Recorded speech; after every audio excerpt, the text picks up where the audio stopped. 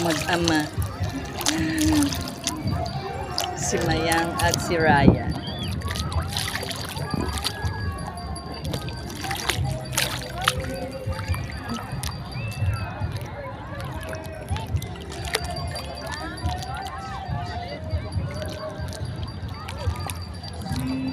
Uy, papunta sila sa malalim.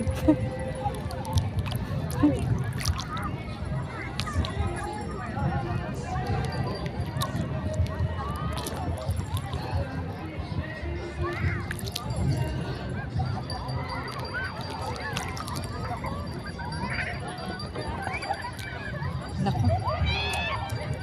Tuwan-tuwa naman si Mayang.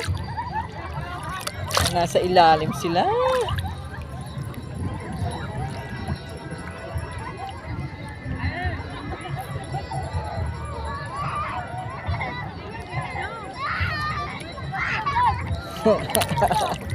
Tinuturuan ng tatay lumangoy.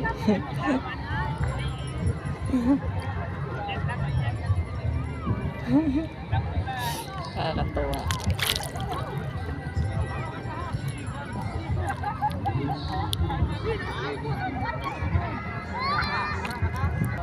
Tapos yung nanay nandun, si Apple, naghihintay sa mag-ama niya.